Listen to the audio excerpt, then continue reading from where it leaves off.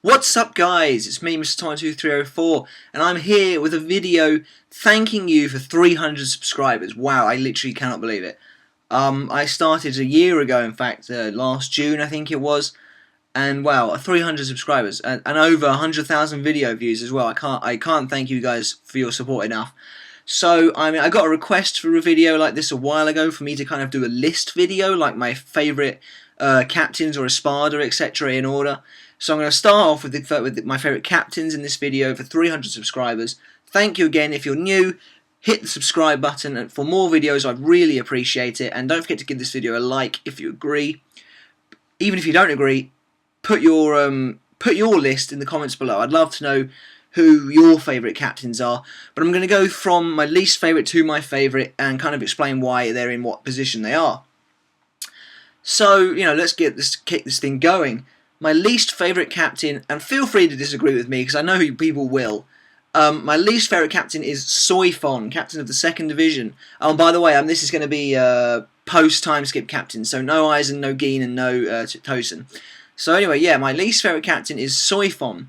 Reason for that being, her attitude stinks. She's not really, she's got a cool enough Shikai. Suzumi Bachi is cool. Jako Raikoben for a Bankai is alright. It looks cool. Relatively useless, though I think, it didn't even kill Baragon. And she can only fire it once every 3 days unless she really pushes herself. So I think that's kind of useless. She's outclassed by Yoroichi in every single way. Shunko, Hanki Sosai completely annihilated Hokido.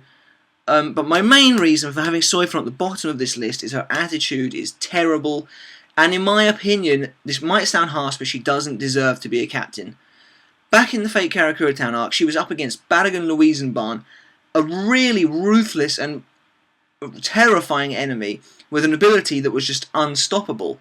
Hachigen Ushoda arrives on the scene to help her out, and she won't even fight alongside of him because of her stubbornness, because of bad blood, which actually we know isn't even Hachi's fault. But even in the face of Baragon, even though Karakura Town is close to being wiped out, she's like, well, I'm not going to fight with you. And it's just like, well, this is ridiculous. In the end, Hachi had to form some childish deal. You could even see in his face that he was like, "Oh, for God's sake! All right, stop throwing your toys out the pram. Here's a deal, and now will you finally work with me?" And when she has Baragon in her plain sight, she then has to get him to confirm it. So that I really hated that. I was like, "What are you doing? Seriously, you need to." And the fact of the matter is, Soifon preaches all this rubbish about not waiting to kill your enemy, just going and doing it. So why is she just sitting around doing absolutely nothing because she doesn't want to fight with Hachi? Absolutely ridiculous.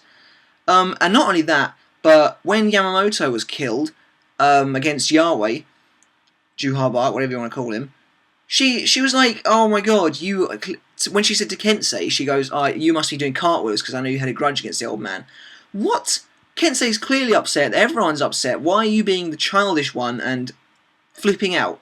And then when the Royal Guard comes, she only goes and embarrasses herself by going, what the hell are you, why didn't you turn up? Thankfully, Tenjiro puts her in her place really quickly. She's the brat of the Gotei 13. I really dislike her. I think she's just a complete bitch, in all honesty. And I really don't think she deserves her position. So that's Soifon. Second is Toshiro. Unpopular, maybe. Unpopular decision. I don't necessarily have anything against Toshiro. I think he's boring, personally. I think he's really boring. The whole icy cool kid thing, it gets really dull after a while. He's useless as well. I don't think he's ever won a fight, apart from when he defeated Shaolong Kufong. But even then he had to have his limited release. He's supposed to be a captain, for crying out loud. I hate the way, it's not so bad now, but back in Fate Karakura Town, he was given so much limelight. Kubo basically kept throwing abilities at him. How the hell was he able to go against Harabel without taking a hit? I don't know. It's absolute bullcrap. Hyorin Maru, though, I will say is really cool. The sword is awesome. It's just a shame that Toshiro is so rubbish because he never wins his fights. My favourite character is Aizen, so I'm just glad he gets trolled by him all the time. But I will say it's interesting now that Toshiro has lost his Bankai. It'll be interesting to see where he goes from there. But yeah, it just kind of irritated me back then that he was forced on us so often. Kind of similar for Matsumoto as well, really. We kept having to see Matsumoto. It's like, why can't you show us some other characters, Kubo? So yeah, I don't know. Toshiro's just kind of boring for me. I don't like hate him. Like loads of people really don't like him, mainly due to his popularity, I think. No, none of that. He's got a cool enough character design. I just think he's really quite cliched. Speaking of cliche, the next one on my list is also that Kenpachi Zaraki. Unpopular opinion again. I don't care. Really, really boring character. In fact, I didn't know whether I was going to put him or Toshiro. I thought for a while. But I'd find Kenpachi's fights to be at least somewhat entertaining some of the time, although I think his battles with Neutra was way too long. Way too long. Especially when with Kenpachi nothing really happens. But I liked his little character development with Unohana, and I liked him now that he knows the name. He's going to find out the name of his sword. That was awesome. And I've always found the imagery of Kenpachi to be interesting. The way he's like this unbeatable guy who can't go down, and the way his Reiatsu manifests as skulls and stuff, that's really cool. Kenpachi's got a lot of good imagery going for him. But just the fact that he's a really 2D character, that puts him low down. So yeah. Next up from Kenpachi is possibly, in my opinion, the captain we may have seen the least, Kensei, although maybe also Rose as well, but we'll get to that later. Kensei is another one of these, I just don't really know him enough, and also his sword is kind of dull. Tachikaze, nice that it's wind, because we don't have any wind apart from him, although I think Hisage will eventually, I think his Bankai will be wind. But yeah, Tachikaze is okay, it's kind of dull. You get obviously the Swiss Army kind of military knife for his Shikai, and then Tekken Tachikaze, which we only saw once, and he got obliterated when he used it for his Bankai. He looks okay. I'm glad he's back as the captain, but at the same time, he's just like, you can tell Kubo's not that interested in him, I think, because he's there, but he never does anything. I'm hoping Kensei still has a chance to shine later on down the line, because really, yeah, we haven't seen him do anything yet, and that's kind of annoying. Obviously, he has that dynamic with Mashiro, and he is the captain to my favourite lieutenant in the series, so who knows, he might go somewhere. But I have a feeling that Kubo's going to skip over a lot of stuff he does, like training Hisagi. I don't think we're really going to see it. And I kind of think Kubo wasted an opportunity in the Fake Karakura Town arc to have Kensei fight alongside Hisagi and Komamura against Tosen. But I don't know, I guess he didn't have any beef with him, so, you know, whatever. Next up is Unohana. Unohana would have been way lower on this list had we not seen the whole Yachiru Unohana thing, but the reason she's not higher is because she's already gone. So I really, really hope Unohana's still alive, or it's such a wasted opportunity. I think she's really quite boring when she's Retsu, but you do have that kind of duality to her, the way she was like, remember your lives are in our hands, and you get the whole scary face Unohana thing. Always liked that, that was always funny. And the fact that, you know, we've seen her with her hair down and the scar revealed and the whole psycho Yachiru side really adds another layer of depth to an otherwise flat character, and now we know a bit more about her. We've only seen Shikai Minazuki once. You probably don't really need to see it again, though. Bankai Minazuki, what the hell was that? I mean, that was just utterly, whoa. Whoa, absolutely no idea what the hell went on there. I think she had some kind of melting poison, but God, that's another reason I hope she's alive. To see her Bankai properly. I prefer Yachiru Unohana to Retsu Unohana. Yachiru's got an awesome character design. I'd love to see her go up against some Quincy. I don't think fighting Kenpachi is justice for her, because she never was going to win, because the plot wouldn't allow it. So yeah, Unohana's cool. I mean, she's really old, she's really powerful, so let's see her do something awesome. She's one character who I want to be alive as opposed to dying, which is kind of strange with Bleach as far as good guys go, because you usually want them to die, for some part anyway. Next on my list is Ukitake, and I really wanted to put him a bit higher than this, but we haven't seen him do much at all. We know the ability of Sogyo no Kotowari, although personally I thought it was a bit underwhelming. Especially when you put him next to his partner Shinsui, whose Shikai is just so awesome. Considering Ukitake is like this elder captain who has a dual Zanpakuto, and that's a real big deal.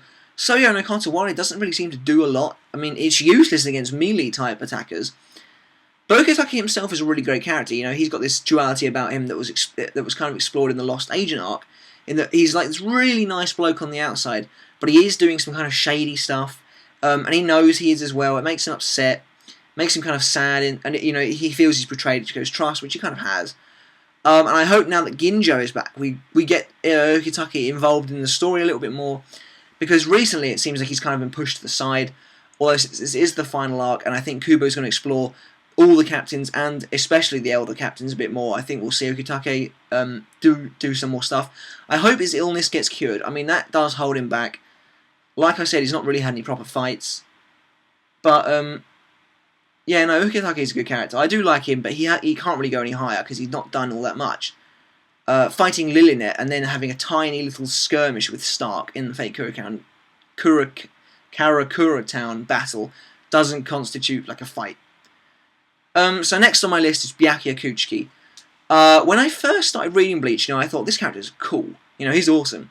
Byakuya is cool. He's got the cool look. I really like his post-time skip look. I think he looks awesome. And I loved his fight with Tsukishima. It's one of my top fights in the whole series, which is possibly another video, actually, now I think about it. But, I don't know, he's become so cookie cutter. He's had so many fights, which is also another issue with Kenpachi. But at least Byakuya looks cool. At least Byakuya is an interesting watch. Because Senbon Zakura is awesome. It's really cool. And like at least with Byakuya, you had this whole... I know he's still alive, which is a big shame. But with Asnot and that fight, there was just that whole, oh my god, Byakuya's lost badly as well. And my reason Byakuya is this high, I say this high, is about halfway up, is because Byakuya has had some of the most visible and well-rounded character development in the entire series. He starts off as a complete prick who's going to kill his own sister, and now he's like Ichigo's best friend almost. Not best friend, but you know what I mean. He's kind of like, I don't know, he acts almost like a spiritual brother to Ichigo as well, in a sense. The way that he gave Ichigo his final words, and he was like, and he was like, please, can I rely on you now? Which was great, because back in the fake Karakura Town, he said, no captain will ever need to rely on you. I love what Kubo did with Byakuya. I think that his lack of personality is kind of, made up for by the awesome character development he's had over time. So, yeah, that's why Byakuya is where he is. Senbon Zakura is awesome. Now that he's lost his Bankai, I'm interested to see where his character goes, because I think him being comatose, if he wakes up and has no power left, which I really hope happens, because it's the next best thing to him dying, it will bring more character development to the table. Next on my list is Komamura Sajin. I really like this character. He gets a lot of unnecessary hate. Really a lot of unnecessary hate, which I don't think is very fair, but Komamura is awesome. Personally, he's like one of the best captains. Maybe he's not one of the strongest, but as far as actual captains go, he's loyal without a fault. We've seen against Bambietta that he can rally his men, like, really well. He just has to stand up and give some rousing speech. He's an absolute tank. He'll never hesitate to fight an enemy, even if he knows they're too powerful. I think Komamura is like the Chad of the captains. He's strong, but he always comes up against really powerful opponents. I mean, like, for God's sake, Komamura fought Aizen twice. That's not fair. I'd have liked to have seen a bit more of his skirmish with Bambietta. He seemed to be doing okay. I know he lost his ear, but he's got it back now. I'm really intrigued by the whole Komamura and his grandfather. Obviously, we don't know why Komamura is what he is. And that he wants to learn this new technique. I personally think he'll be transforming into the giant wolf that the grandfather is. As far as his sword goes, he's only used Tenken once in the entire manga. Non-canon he's used it more. But in the manga he's used it once, and that's against... twice, sorry. He used Tenken against Aizen in the Soul Society arc, and he used it against Tozen in the Fake Karakura Town arc. His Bankai is completely overused, but it's awesome. Aesthetically, Kokujo Chengen is one of my favourite Bankais in the entire series. I wish Kubo would give Komamura some more abilities, though. I mean, I know he's supposed to be the tank captain, which he is, but I wish he had more. But like I said, as far as like actual captain attributes go, Komamura ticks the list. I think he's got them all, personally. Apart from, extreme strength, but he is obviously physically massively powerful. Next on the list, and I think it's top 5 now. 1, 2, 3, 4. Yes, it is top 5. So my 5th favourite captain, Rojiro Otoribashi. I think he's awesome. The dude has style, he has class. Admittedly, we haven't seen a lot of him yet, but he's so cool. Kinshara is an awesome sounding Zanpakuto, and it's an awesome looking one. It's very, very unique. It forms the golden whip with the flower at the end of it. I mean, I know these kind of characters are cliche, but he's not as cliche as like Yumichika, who's like, oh, beauty is everything. Rose isn't really like that. He's kind of like, I'm very artistic and musical, and that's my flair.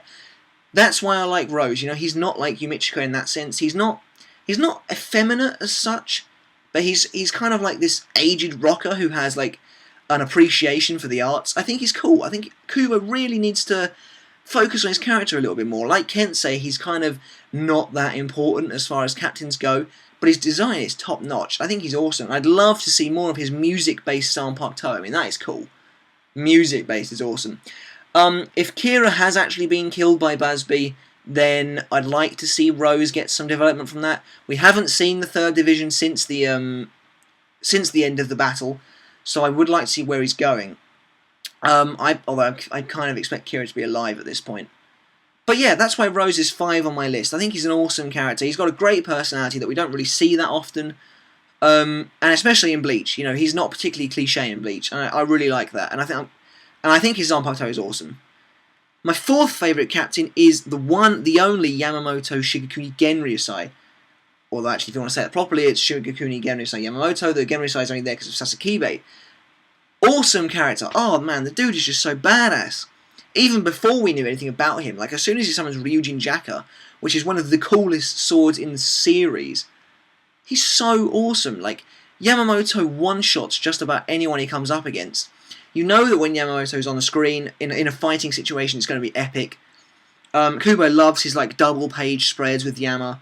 Now, admittedly, Yama doesn't have a huge amount of personality. It ranges from following the law to raging out about the law, and that's kind of about it. I hope we delve a little more into his past with him and Yuha, because there's a lot to be explored there. And obviously we saw him really kind of upset about Chojiro. That was nice, the way Kubo turned an otherwise empty and useless character into like this kind of drive for Yamamoto's character. He has one of the most coolest Bankais in the entire series, Zankan Otachi, which would obviously come with having an awesome Zanpakuto in the first place. Yamamoto is the history of Soul Society. I just kind of wish we knew more about him. I hope Kubo does more of his history. I'd love to see how he kind of raised Shinsui and Ukitake as his own sons. And obviously the fact that he's the only dead captain is a huge driver in the rest of their development. So that's why Yama makes it to 4th on my list. So we're in the top 3 now.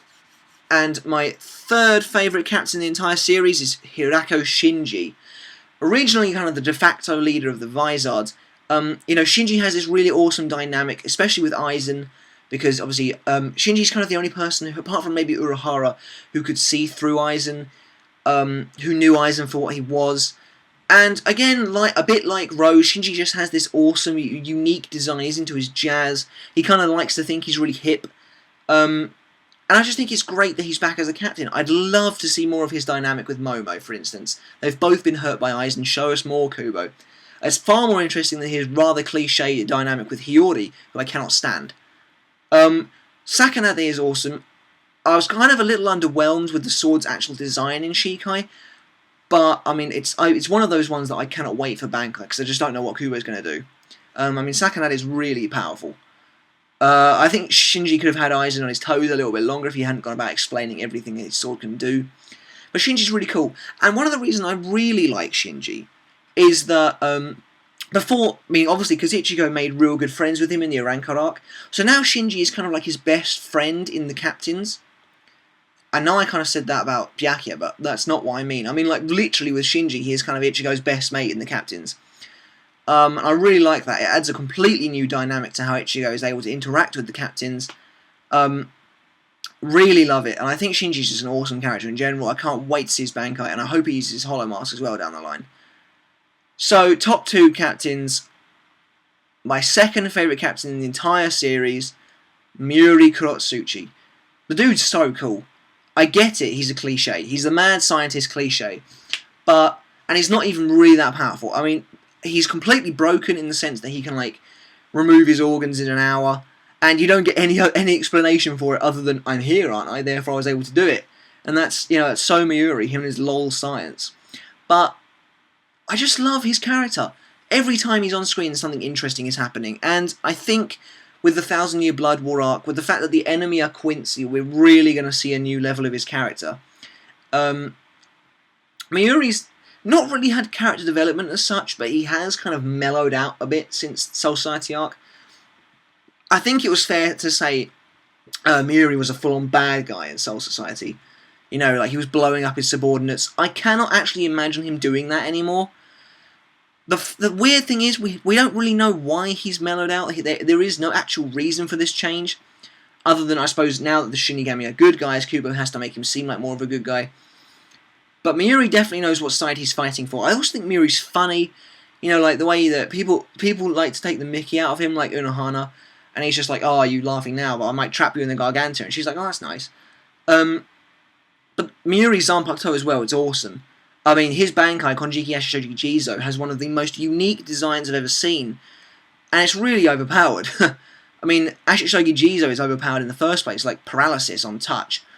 Not only this, but Mayuri vs Uryu is one of my favourite fights in the whole series. Again, I'll probably make that video if you guys want to see it. I love that fight, and like I said, I hope Mayuri's history of the Quincy's is really built on, because he's such an interesting character. He's got the look, the way it changes every arc as well is just fantastic.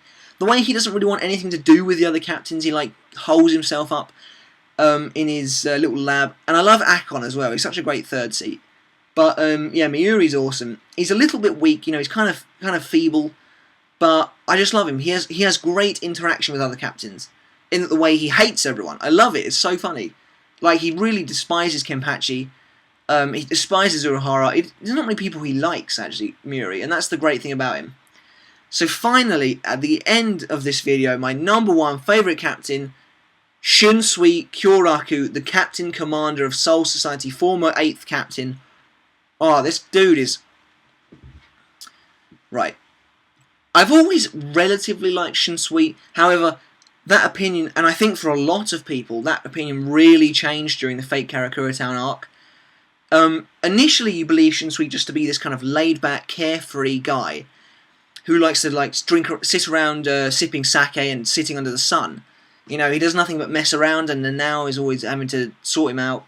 However, during a fight, he completely changes. He's really serious, really dark, and you get like a visual representation of that when he's got his black swords out.